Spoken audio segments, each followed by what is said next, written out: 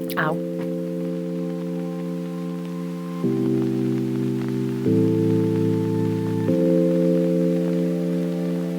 Hello witches, and welcome back to A Coven of Two, where we discuss witchcraft and activism. You can call me Isha, my pronouns are she, they, and this is the last day of Yule. And on the 12th day of Yule, Ivy Corvus gave to us talk about where your practice is going next year. But before we get started, let me mention that I've opened a Ko-fi, which is basically an alternative to Patreon that takes less from creators. And on there you can do a one-off donation or a monthly subscription donation to support the work that I do here.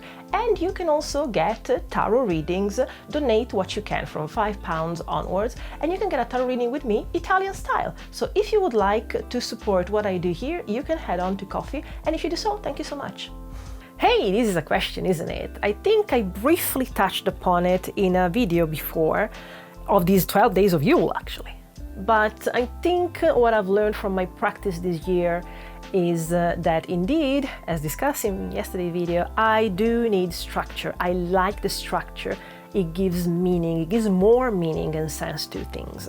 So something that I've experimented with the last few months is more ceremonial magic, Solomonic magic, the Golden Dawn, the properly coded things. I didn't like it at the beginning of my practice. I heard about it and it felt too limiting in a way, so I didn't quite look into it.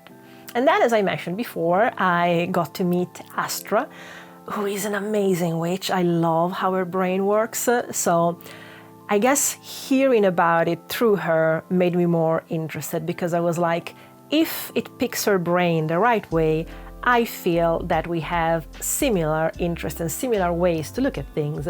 Maybe I should look into this. And that's how I started to do the Lesser Banishing Ritual of the Pentagram daily. I try daily. And that had an impact. For someone that doesn't feel energy or thought that they didn't feel energy, that is definitely something that makes it unequivocal that something is happening. And I think that's the point of a witchcraft practice. When you do something that gives you an unquestionable effect in the immanent world, that is something that works for you, so let's keep going in this direction. I think something that also started to draw me more in that direction is the fact that I realized, despite how complex some rituals are, some practitioners have really simplified it down. I've noticed that in Donald Tyson's The Magician's Workbook, where basically it's like, okay, this is how you do the LBRP, you don't need to understand how or why, but these are the passages, and this is why it works, whether you understand it or not. And as much as I like understanding things, having a very specific framework within which to work really works for me. A long time ago, I was a coder of very simple things like HTML and CSS and C++ minimally. But my brain understands that. So the idea that you do certain rituals in a certain order, in a certain way, because that's the coding that through millennia we understood works and gives the result. So now I am trying to practice the LPRP as daily as possible. And I reckon by spring I might start doing it twice a day. So in the morning doing the lesser invoking ritual of the pentagram, and in the evening the lesser banishing ritual of the pentagram. Because supposedly the invoking one opens you to the effects of the astral world, and in the evening you do the banishment so that spirits and energies don't bother you through the night, which makes complete sense, doesn't it? I have also stumbled across a channel here on YouTube by an occult practitioner who I think is based in the UK. And he mentioned the Gallery of Magic, and there are a lot of books of the Gallery of Magic. They're mainly written by Damon Brand. I came around the Magic Cash book, and the way that it's organized with sigils and all in a specific order, it's basically a modern way to build on the Solomonic magic and ceremonial magic of you need these colors, you need these things, don't worry much about what, just know that nothing evil is going to come. And then if you want to understand why, here's the explanation. But these are the instructions A to Z. I like that kind of thing again. As long as the program runs swiftly, then I have time to learn. But something that makes me learn very well as well is doing something and seeing an effect. So I like that, and I think that is a direction that I'm going to go towards. Also something that I started to be more relaxed in the last year, and then I realized you don't do that, because as above, so below, as within, so without. Even as much as that's a weaker saying, it's still the idea that you need anchors.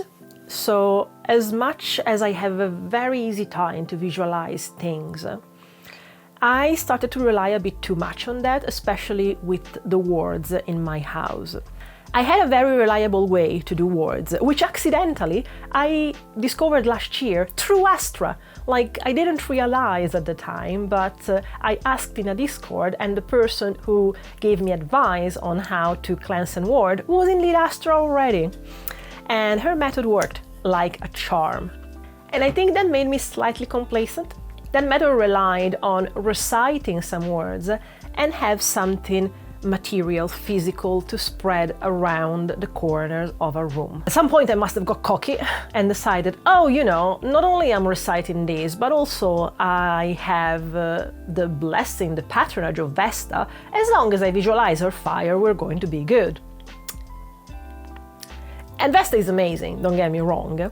But the one time that I didn't use anything physical and material around the house and just relied on my visualization abilities is the time the Raven woke up and saw something on me. And not only she woke up and saw this, she woke up, went to the bathroom, decided that must have been an hallucination, came back, was still there. And this is the same kind of looking entity that last year, while we did a ritual with an unprotected circle, Raven saw before.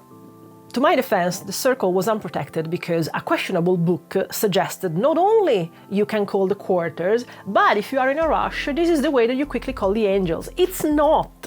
It's a very cut down way that they used parts of the LBRP. But rightfully, if you haven't worked with angels before, who the fuck are you for them to reply to you to do a short version of the calling the quarters? So I cast a circle but didn't have it protected. This entity showed up. Admittedly, they don't seem ill intentions, they're just a bit scary looking. Apparently they looked like a girl with hair in front of her face, so a bit scary looking in that sense, but never did anything wrong. The first time around, Raven managed to talk to her through a pendulum, and she just seemed to be curious because we were doing stuff. And this time she showed up and we did divination afterwards. And the idea was simply, again, she was curious, she wasn't going to do anything bad, but we had a slight fight in the sense that I was like, you know what, fine, I'm going to cleanse everything and do the wording again like Astra taught me. And I'm going to sprinkle the stuff around because we need a materia physically, because as within, so without, so we need a physical anchor for the magic. So to clean the house, I went around with a little bell and I rang my bell everywhere. I was like, out. And at some point I went to our very small laundry room. It just has the washing machine in it, basically. And it's dark, and I had the feeling like this is a good place to hide. So I go there with my bell, dun dun dun dun dun dun dun dun, and my bell breaks. She broke my bell. At that point, I went with a saucepan and a wooden spoon. I was like, no, that's not acceptable, out of my house. And then I worded. Then we did divination, and I felt slightly bad because, again, the divination was like, she wasn't ill-intentioned, she's a bit scary looking. And I'm like, but it's my house. So, yes, doing things a certain way, as much as our visualization, our intention is powerful, kinda helped in my experience, so I'll try to go more in that direction, in short. I also liked a lot doing the tarot workshop here in Cardiff, and I think that's something that I will look into doing again, because I think it also helps foster a community that can naturally be brought together by a similar interest. The best thing about doing the tarot workshop is that most of the people that were there, then we connected on Instagram and we keep in touch. And that's lovely to find new people that are local to you, that maybe we can go out and have a coffee together and talk tarot with. Isn't that wonderful? I love that. So I will look definitely to do more things in 3D in my town with my practice, whether it's tarot, whether it's more like group meditation things. I've done one this year.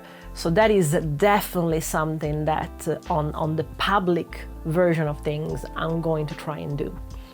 And Raven would really like to go and visit places of power, so where ley lines originates or go through, so stone circles, antique, very, very old things. And I'm really fascinated by that, I won't lie. So hopefully we don't drive, but the moment that we get into driving, we will go so many magical places. If you have suggestions of places that we might want to visit, like we've been to Glastonbury last year, but we don't necessarily know much about the magical places of Wales. But other than checking the entirety of Mara Starling Instagram to find all the places that are in Wales that we don't know about, that we should go and look out for and be magic about, do let me know if there are places that you know in Wales that I might not. So we'll see if we can fit them in our program for the year to come.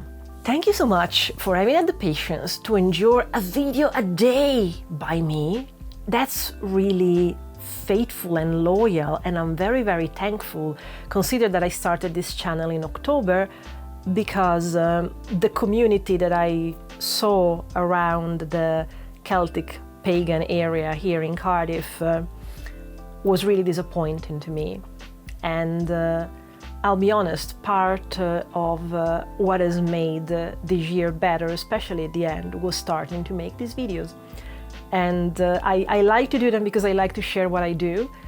And I won't lie, it's beautiful to see that other people find value in them as well. So thank you truly from the bottom of my heart for having spent all these 12 days on my videos. And I hope that the videos that I've done before and the ones that I will do after, you will find interesting as well. We will start again to have polls about the videos, so check out the community tab and see if there's a current poll going on. Whichever time you're watching this, there likely is going to be a poll for the next week, or it has just been, so come back and check out what the next options are going to be. And until then, I hope that we can axe the patriarchy together, because there's need for it.